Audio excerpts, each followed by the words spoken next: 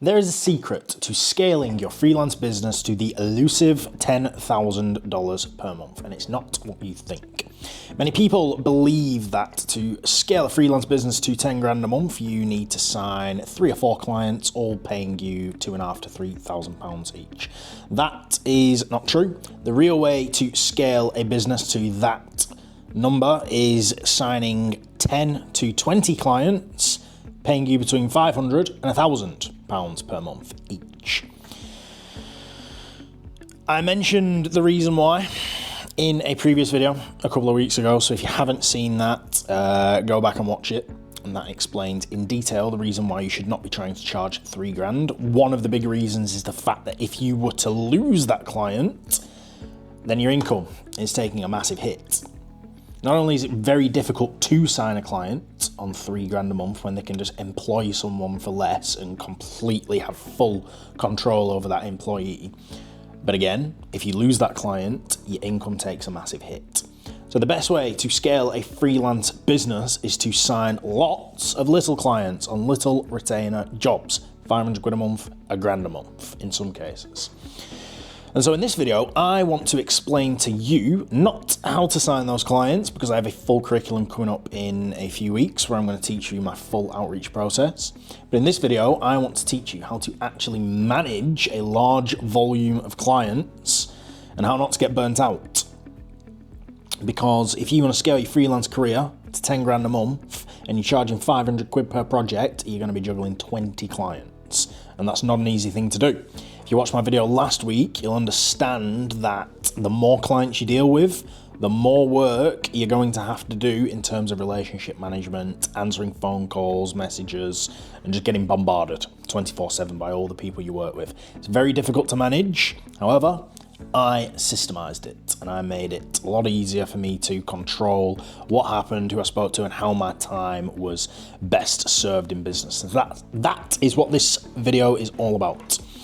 So scaling to 18 clients without burnout. So in my prime last year, when I was at my best, I was making 15.5 grand a month. That's $22,000 per month. I had 18 clients all at once that I was working with. And so this video is going to explain how I mastered front-loading all of my fulfillment and strategic and deliverable pacing to preserve my time and my sanity, because it's one thing I really struggled with, and it's one thing that I personally struggle with.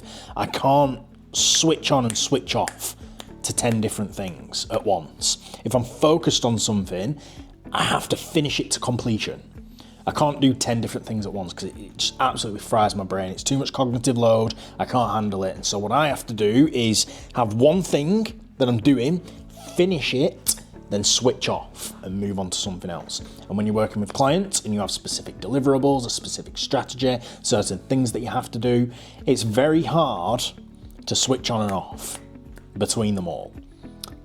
So what I did is front-loaded everything. Oh my God.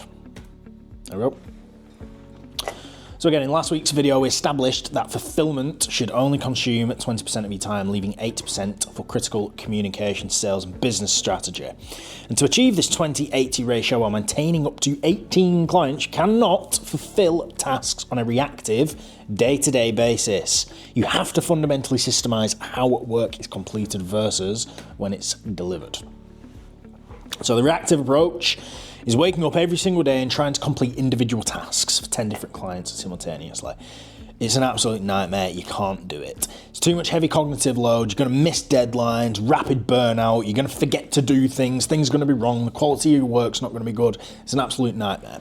So the proactive approach is front-loading the work. That means completing a full month's worth of deliverables in a dedicated sprint over a couple of days and then systematically scheduling that work for future releases.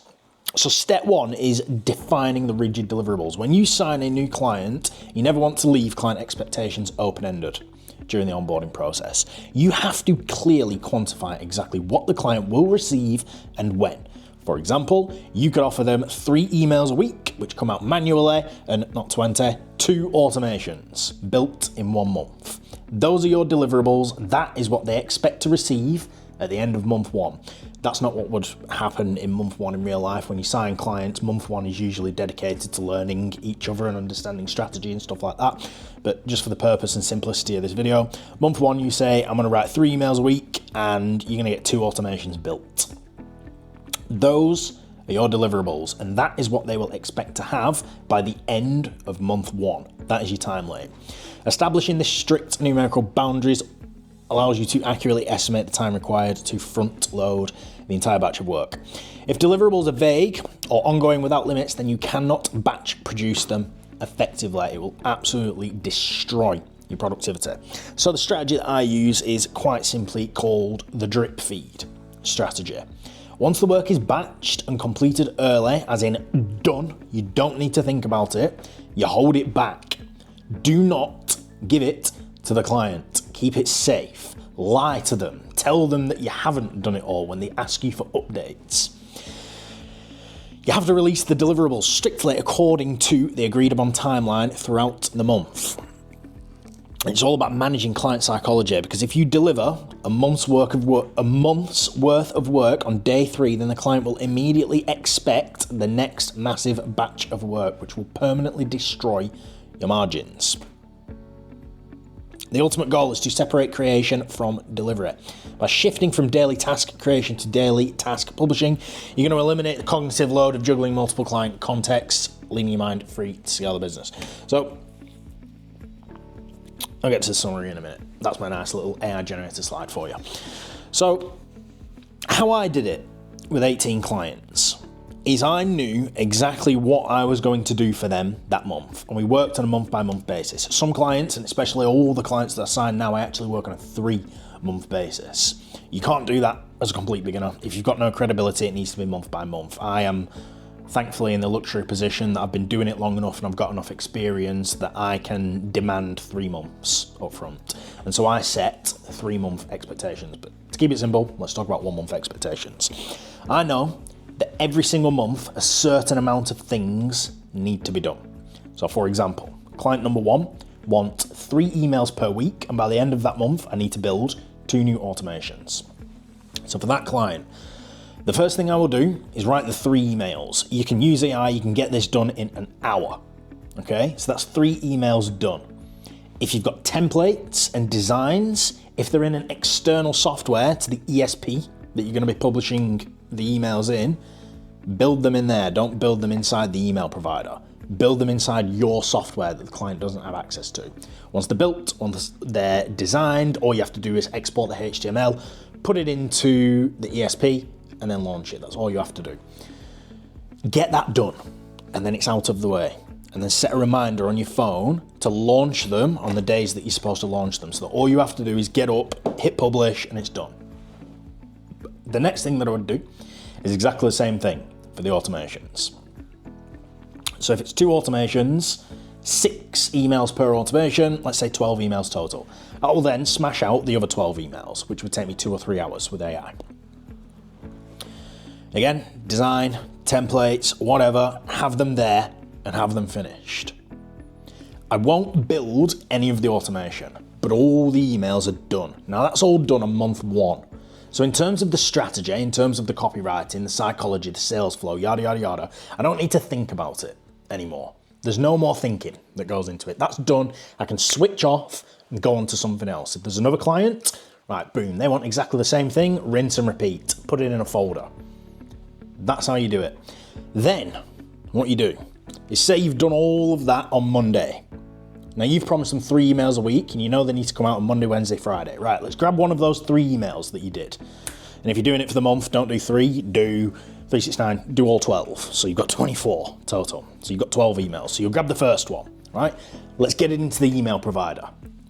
Boom, send. That's done. That's your deliverable for Monday, finished. Now, the automation. You're doing 3 emails a week and you need to build 2 automations, which is 12 emails total, 12, 12. So every time you launch a manual email, you put a new one into the automation. So you build the next step of the automation. Am I starting to make sense now? I'm not demonstrating it very well or showing you on the screen, but not all of you are going to be email marketers. So you'll go in, you'll send one email, and then you'll build one email into the automation. And then every Monday, Wednesday, Friday, you'll rinse and repeat. One email gets sent, one email goes into the automation, and you just slowly build it. But you did all of the work on that Monday. So all you need to remember to do for that client when you wake up on the day where deliverables are expected is you go in and you hit publish, and it's done. It's a 10-minute job. So it's very easy when you front load all of your work to deliver it and drip feed it. When clients ask you how progress looks, you tell them whatever progress should look like. You don't say, yeah, I've done every single email, they're all done, they're sat in a folder, I'm just drip feeding them to you so that you don't make me do more work. You don't say that. If you're on week 2, you sent 3 emails last week and you built 3 emails into one of the automations, and they come back to you on Monday and say, how's progress? You say, it's going really well. I built your templates, I created the designs, I wrote 3 emails last week, and I published them to your newsletter. But not only that, I'm halfway through building the first automation as well. Since we're building 2 automations, I aim to get each automation completed on a 2-week basis, and so we're on track to hit that target. It's halfway finished. Next week, when you ask me the update, the automation will be completed, and you'll have 3 more emails. So, you're getting into the world of online money making, and you think you know exactly what life is going to be like as an entrepreneur. Well, I'm making this video to completely bring you back down to earth and teach you the harsh reality of running a business, making money online, and providing a service-based skill. There we go. I've completely lost my train of thought. That's what you do. See you next week.